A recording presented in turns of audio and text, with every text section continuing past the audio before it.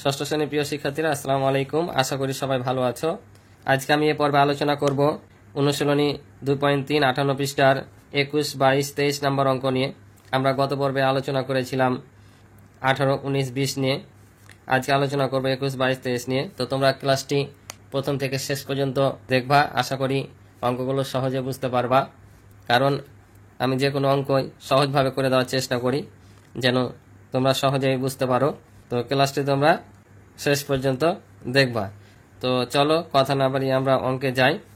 তো প্রথমেই 21 নম্বর অঙ্ক বলছে 9 জন শ্রমিক একটি কাজ 18 দিনে করতে পারে। ওই কাজ 18 জন শ্রমিক কত দিনে করতে পারবে?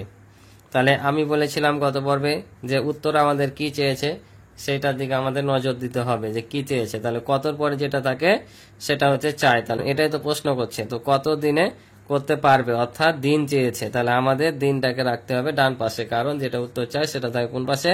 ডান পাশে। তাহলে আমরা সাজাবো কোনটা দিয়ে? এটা দিয়ে। তাহলে আমরা লিখবো 9 জন শ্রমিক কাজটি করতে পারে 18 দিনে। ঠিক আছে, তাহলে 18 জন শ্রমিক কত পারবে? তো আমরা সরাসরি খাতা কলমে যাই, তাহলে বুঝতে পারবা। তো লিখি 9 জন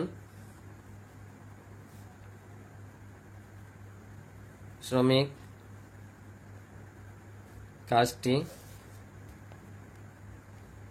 করতে পারে কত দিনে? 18 দিনে। অতএব একজন শ্রমিক কাজটি করতে পারে। তাহলে আমি গত পর্বে কি বলেছিলাম, যে যদি জন কমে তাহলে দিন বাড়ে, আর জন যদি বাড়ে তাহলে দিন হচ্ছে কমে।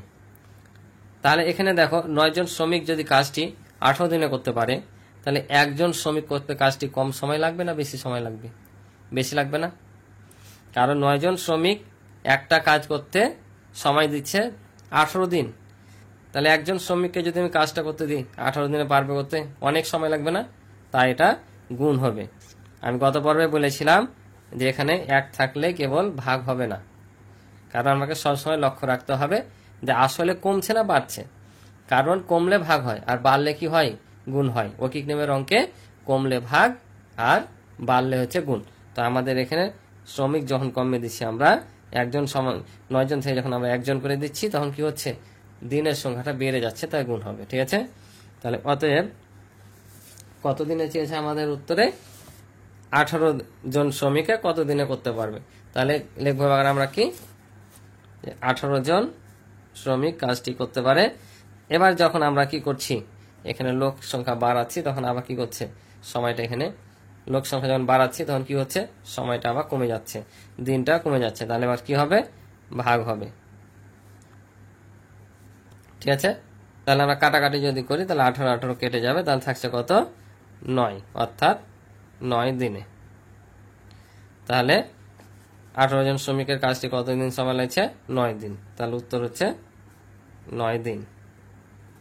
আশা করি অঙ্কটি তোমরা বুঝেছ। এবার চলে আসি 22 নম্বর অঙ্কে। 22 নম্বর কথা কি বলছে? বলছে একটি বাঁধ তৈরি করতে 360 জন শ্রমিকের 25 দিন সময় লাগে। 18 দিনে বাঁধটির কাজ শেষ করতে হলে কতজন অতিরিক্ত শ্রমিক লাগবে? তাহলে আমাদের এখানে কি চেয়েছে? কতজন অতিরিক্ত শ্রমিক লাগবে, অর্থাৎ আমাদের জনসংখ্যা চেয়েছে। আবার কি চেয়েছে? অতিরিক্ত শ্রমিকের সংখ্যা চেয়েছে। এই অঙ্কটা তোমাদের মাস্ট ইম্পর্টেন্ট একটা অঙ্ক। এই অধ্যায়ের মধ্যে যে কয়েকটা অঙ্ক ইম্পর্টেন্ট আছে তার মধ্যে 22 নাম্বারটা একটা। কারণ অতিরিক্ত কতজন শ্রমিক লাগবে এ ধরনের অঙ্ক পরীক্ষায় আসে, তাই এই প্রশ্নটা, এই অঙ্কটা ইম্পর্টেন্ট অঙ্ক। তো তোমরা মনোযোগ সহকারে অঙ্কটা দেখবা, আমি তোমাদেরকে সহজভাবে বুঝিয়ে দেওয়ার চেষ্টা করবো। ঠিক আছে, তো এখানে বলছে তাহলে কি আমাদের জন বের করতে হবে, আবার কি অতিরিক্ত। তো আমরা জন যদি বের করি তাহলে এখানে দেখো বাঁধটা তৈরি করতে 360 শ্রমিকের 25 দিন সময় লাগছে। তাহলে 18 দিনে বাঁধটির কাজ শেষ করতে হলে কতজন লাগবে? তাহলে আমরা সাজাবো এটা, কারণ আমাদের জনসংখ্যা চেয়েছে। তাহলে আমরা কি লিখবো? এ দিনকে বাম দিকে দিব আর এটাকে ডান দিকে দিব, কারণ যেটা উত্তর চাই সেটা কোন পাশে থাকে? ডান পাশে থাকে। তাহলে আমরা এটা বাম পাশে রাখবো, এটাকে ডান পাশে রাখবো। তাহলে আমরা আগে জনসংখ্যাটা বের করব, যে আসলে 18 দিনে কাজটা শেষ করতে কতজন শ্রমিক লাগছে সেটা আমরা আগে বের করব। তারপর যে শ্রমিক সংখ্যাটা পাবো, তাহলে পূর্বের শ্রমিক সংখ্যা অর্থাৎ ওই বর্তমান শ্রমিক সংখ্যা থেকে এই পূর্বের শ্রমিক সংখ্যাটা বাদ দিলে আমরা অতিরিক্ত সংখ্যা পেয়ে যাব। ঠিক আছে, তাহলে আমাদের যেহেতু জোন চেয়েছে তাহলে আমরা জোনটা ডান পাশে রাখবো। তাহলে কি লিখবো, যে 25 দিনে বারটি তৈরি করতে পারে 360 জন। 25 দিনে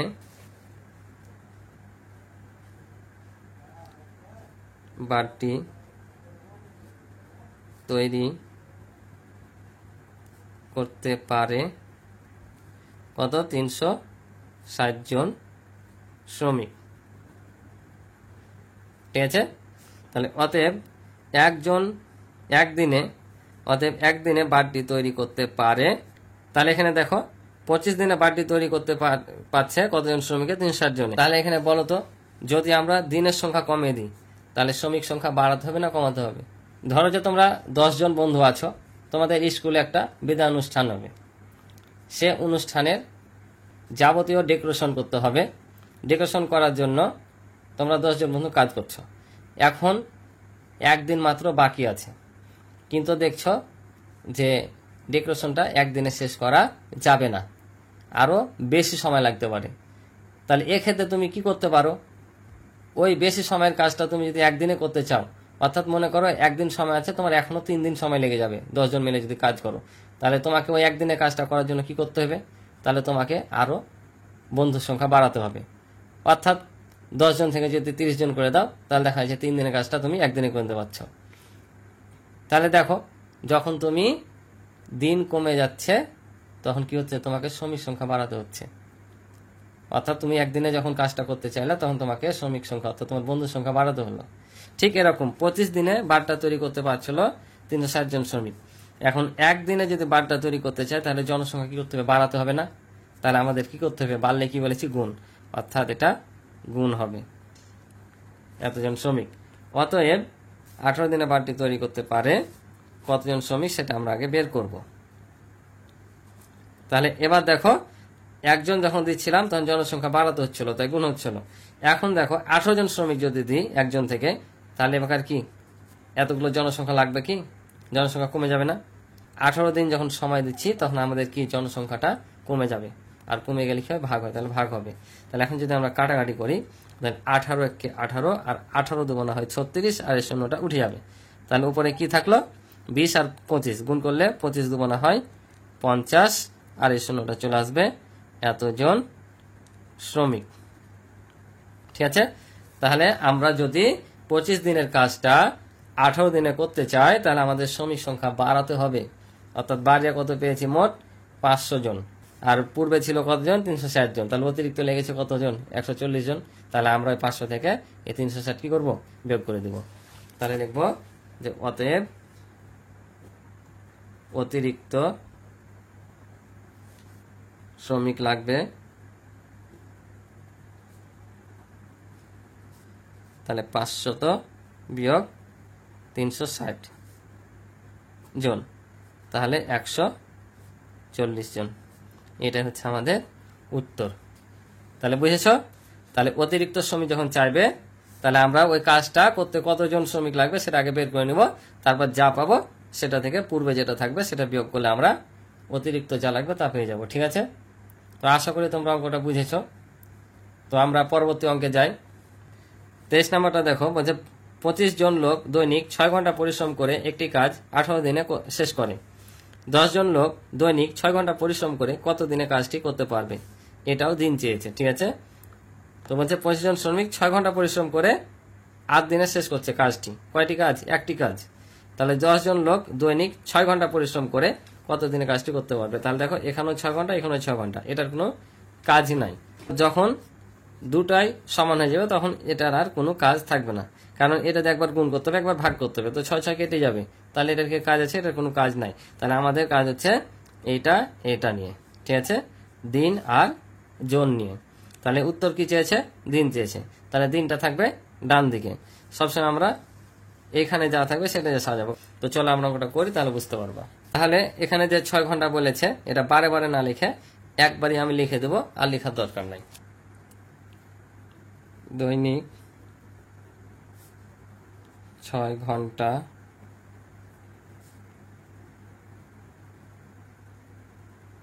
পরিশ্রম করে, এই যে এখানে কমা দিয়ে দেবো, এটা আর লেখার দরকার নাই বারবারই। তাহলে ঠিক আছে, তাহলে দৈনিক 6 ঘন্টা পরিশ্রম করে কতজন? 25 জন লোক, 25 জন লোক কাজটি শেষ করতে পারে কত দিনে? 8 দিনে। তা দেখো, এটা যদি এক লাইনে লিখতা জায়গা তো হতো না, তাহলে এভাবে লিখে নিলে সহজ হবে, জায়গা তো ধরে নিবে। তো দৈনিক 6 ঘন্টা পরিশ্রম করে 25 জন লোক কাজটি শেষ করতে পারে 8 দিনে। অতএব একজন লোক কাজটি শেষ করতে সময় কম লাগবে না বেশি? বেশি লাগবে। তাহলে 8 গুণিত 25। একটা কথা মনে রাখবা, গত পর্ব আমি বলেছিলাম এখানে জন, এখানে দিন, বা এখানে দিন এখানে জন থাকলে প্রথমে গুণ হবে, ঠিক আছে, আর পরের লাইনে ভাগ হবে। অতএব কতজন? 10 জন লোক কাজটি শেষ করতে পারে। তাহলে এখন কি হবে? ভাগ হবে। তাহলে 10, যদি কাটাকাটি করি 5 দুগুণা 10, 5 5 25, আর 4 দুগুণা 8। তাহলে নিচে কিছু থাকলো না, উপরে কি থাকলো? 4 আর 5, 4 আর 5 গুণ করলে 4 5 20 দিনে। তাহলে এটা হচ্ছে আমাদের কি উত্তর, 20 দিন। ঠিক আছে, তো আশা করি তোমরা অঙ্কগুলো বুঝেছো। তো অঙ্কগুলো অনেক সহজ। আমি যে আজকে 3টা অঙ্ক করালাম, তার মধ্যে অতিরিক্ত শ্রমিক কতদিন লাগবে অঙ্কটা, অর্থাৎ 22 নম্বর অঙ্কটা ইম্পর্টেন্ট অঙ্ক, তোমরা ভালোভাবে করবে। তো ভিডিওটি যদি ভালো লেগে থাকে অবশ্যই একটা লাইক করে দিবে, আর যারা আমার চ্যানেলে নতুন তারা অবশ্যই চ্যানেলটি সাবস্ক্রাইব করে দিবে। তো আজকে এ পর্যন্ত, ভালো থাকো, সুস্থ থাকো, আল্লাহ হাফেজ।